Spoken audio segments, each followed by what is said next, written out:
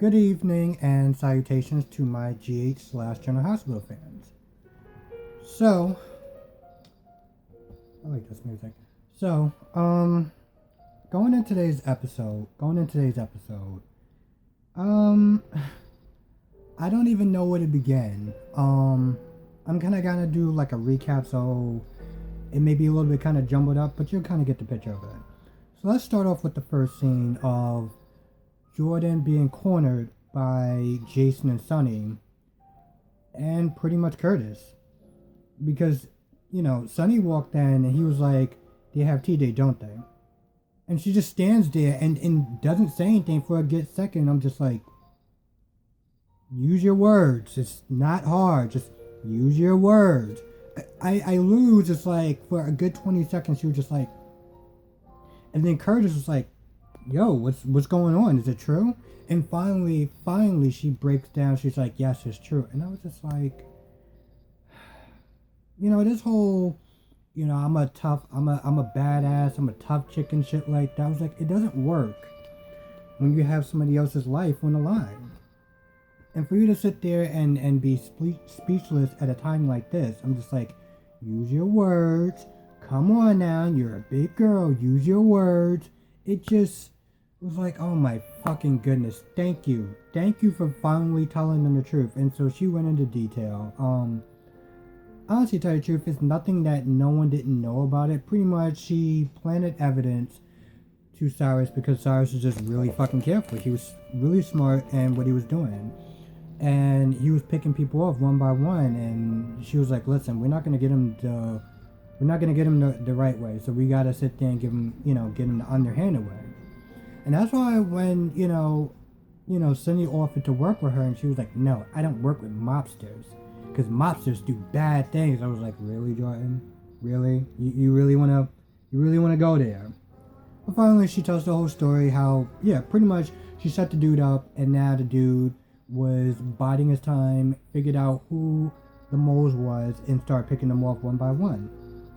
Save Jordan for last because, listen, Jordan was the one that got close to her. Jordan was the one that got close to Cyrus. So she was like, I'm going to make your pain suffer the worst. Watching your city burn, taking your children, shit of that nature. And that's honestly, to tell you the truth, that's what Cyrus' MO is going after families. So they go into that, thing for a good hour. So moving on. So Lucy neglected to tell people who the financial backer was, and it blew up in her face, and it was just fucking great. So Sasha was like, yo, listen, I'm gonna need time to think about this. I can't work with you. You're fucking nuts, You're nuts on a good day. So she took a pause for a minute, and Maxie was like, yo, how could you sit there and just lie straight to my face? But I'm sitting there thinking about it now in my head. I was like, well, your company is called Deception, so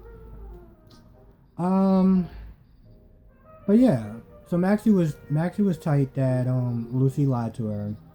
But here's the thing about Valentine though. Valentine is smart. I gotta give it to him. He said something. He was like, listen, opportunities like this come one in a lifetime. If you go back to Nina now, you will never get the respect you deserve. And that's true. You're gonna sit there and go back and be like, I'm sorry, it won't happen again. And Nina's gonna sit there and be like, alright, cool, and nothing's gonna change. She was totally right. And he was like, listen, opportunities come like this one in a lifetime. Don't let anybody stand in your way, not even me. And I was just sitting there thinking, well played, Valentine. Well played. So it paused her, gave her something to think about. And to be honest, where is she really gonna go? She just started her life with Peter.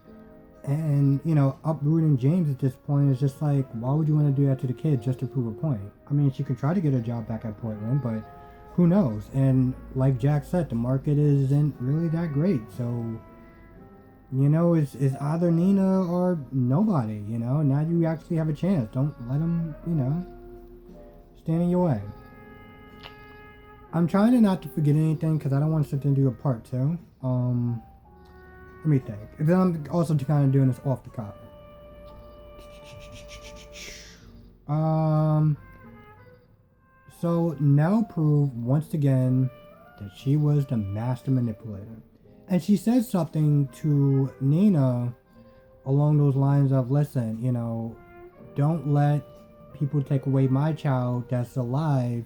Something along those lines of, don't let something that happened to me that happened to you, as far as, because, Nina's child could be alive and could be out there, and she may not never get a chance to be with that child. And she was like, listen, don't let what happened to you happen to me. And I was like, I don't like you. That was a good move, though. That was a good move. That was well played. And even before then, well, no, actually, to tell you the truth, I'm surprised she came back, because I felt like Nina might have actually called her. She doesn't really have help right now. She doesn't have an assistant. You know, she may not actually have the brains as far as the fashion sense like Maxie, but she can think outside the box. And right now, she's kind of your best. You know, you're she's kind of one of your best shots right now to kind of making Crimson work. Because when Maxie left, you were fucked. And it was one of those things where even Jack's gonna look at her like, listen, as a boss, as a manager, you have to sit there and be able to do your job and their job in case they decide to get out of line. You can sit there and be like, listen, we're family and stuff like that, but if you gotta go, you gotta go, and not go into crisis mode. I know that's what Jack's sitting there thinking, because that's what everyone is thinking. So point is, she got the job, and I think that Nina's gonna sit there and find a way to double cross her. Or at least try. So that's gonna be interesting. Again, I mean, I'm gonna try to not dwell on the fact that I don't like the actress that's playing Nina, because I don't like the actress that's playing fucking that's playing Jordan. But I'm like, fuck it, whatever. What else happened? Oh, big thing before I forget. So Brooklyn was like, she looked at the pictures or whatever, because Valentine made a call to that sleazy new radio guy, music guy, that was like, listen, time is running out. I need you to get those shares for me before they realize what's going on. And it just so happens that Brooklyn gets out of jail, looks at the phone, and having people just blast her out. So she gets to the house. And Ned is there waiting. Ned, Oh, before that, so Ned has a talk with Michael, and they get into this whole blow up because Ned feels like Michael is kind of like throwing him under the bus. And I can see where he's coming from to some extent. He's like, yo, listen, you gave me reins, and now you're going to sit there and fucking cast judgment the minute I get back in the saddle. But to be fair, he owned up to it. He was like, listen, I'm CEO. No matter what happens to the people around me, I'm responsible. They passed things up or whatever, but when Brooklyn got home, Ned was like, yo, listen, I gotta fire you. Like, this shit isn't working. Because at the end of the day, it wasn't just about Ned and the family. This was about shareholders, and he said that repeatedly. He was like, listen, he practically was like, listen, if this is my company and my company alone, and I didn't have to sit there and answer to anyone else, we could just sit there and just write those as a fuck up and just learn to do better. But unfortunately, just because I'm CEO doesn't mean I have full control of the company. Doesn't. And that's what he was sitting there trying to drill into Brooklyn's head. But Brooklyn, being Brooklyn, was like, no, you have to sit there and take family over me, and I don't understand. And I'm not gonna lie, it kind of went back to the first days and when I didn't like her. And I can kind of understand more why I don't like her, because she doesn't grasp the big picture. A lot of times she gets in her feelings, she gets in her moods, and she acts like a teenager. She doesn't act like somebody who's in her early 20s. I don't even know what it's like to act like I'm in the early 20s, but doesn't mean I'm that old. But my point is, she was pretty much acting immature. And she didn't get what Brooklyn was saying. But to be fair, Brooklyn was like, listen, it was Lulu that outed me like that.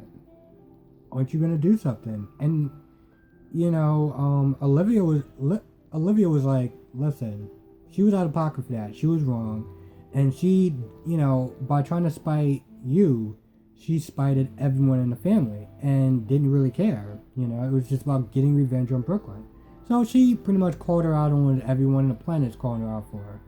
But at the end of the day, she was like, listen, regardless of what she did, and I will speak to her, regardless of what Lulu did, Lulu didn't make you leak those sensitive documents. That was on you. So, at the end of the day, it still came down to Brooklyn. And to some extent, I felt bad for her.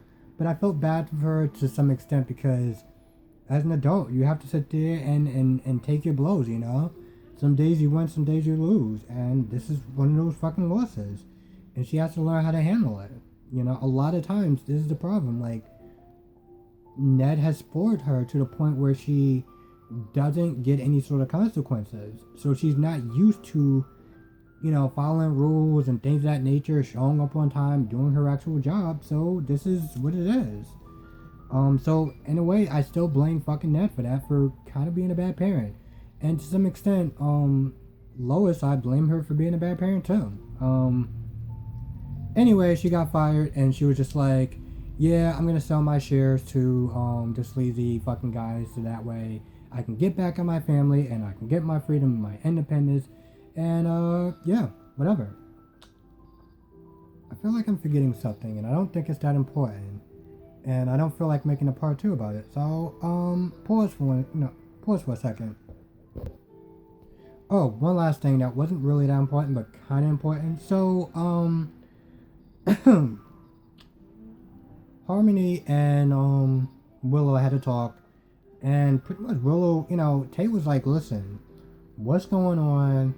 Like, she tried to ask in a subtle way without making it feel like she was interrogating her, because when you back somebody into a corner, the first instance is just to run and be like, all right, no, listen, we can't do this right now, I gotta go, blah blah blah blah blah. And she was trying to ease her way into finding out what was going on, and of course Harmony was just deflecting for her own good because, she didn't want her to really know what the danger was. And as a parent, as a mother and stuff like that, your first responsibility is to your child, regardless of if you're lying to them, you're doing it for the greater good. That's all that matters. Chase came in. Oh, and by the way, before I forget, and this just shows you Brooklyn's mentality and why I guess some people don't like her. So Chase was actually being nice to her, let her use his phone to sit there and say, know what's going on, and be like, listen, sometimes you gotta, roll this shit off your cheek. And Brooklyn was like, well, unlike me, you don't sit there and aspire to do something great or whatever. You're just a cop of some shit. And I'm like, wow, really? Really, bitch? Way to fucking shove your privilege in his face. Great job. Great fucking job. But she did say something. She was like, listen, Lou did start that fucking brawl, and she's the one that put all my information out there on Front Street that not only hurt me, but hurt my entire family, and she is kind of a Quartermain too. So, to be honest, even Chase was like, you kind of have a point. I mean, you might have broke my nose, but you kind of have a point. So where was I going? So yeah, Chase came into the diner, and Will was like, listen, if you have any questions, you don't trust me or whatever, I'm an open book. And Chase was just like, listen, actions speak louder than words. And I gotta commend the writers of GH to some extent, because they, Chase could have easily been one of those characters that could have just been like a throwaway character.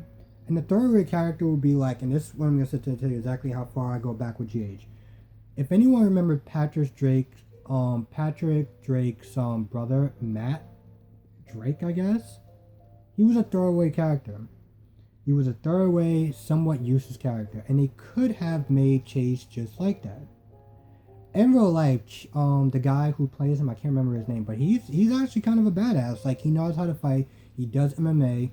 Like, he's a pretty cool dude. But yeah, they actually made him a great character. And they didn't have to do that. But I felt like they was like, you know what? Listen, we're gonna give you a chance. We realize you can act, and we're gonna give you a great storyline. And that's what they did. So I gotta fucking you know, clap it up for fucking Jace for actually making a well fleshed out fucking character. Great job. And before I end this, they did actually show a preview. Now I know with the whole shutdown, productions, everything, I don't know exactly how far they got into taping these episodes. So I guess we're just gonna have to play a guessing game and just fucking see. I watched my shit on Hulu, so if they do a day when they don't show it, and the next day there's no episode or no new episode, I will sit there and let you know. So thank you for the people that do watch my my General Hospital reviews.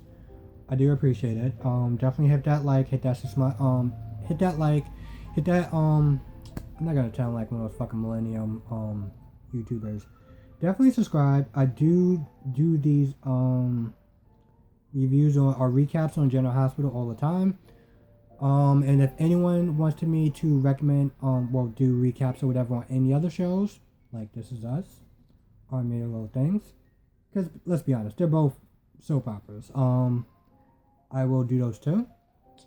And yeah. Have a good day, good night, be safe, be well, and I will see you in the next review.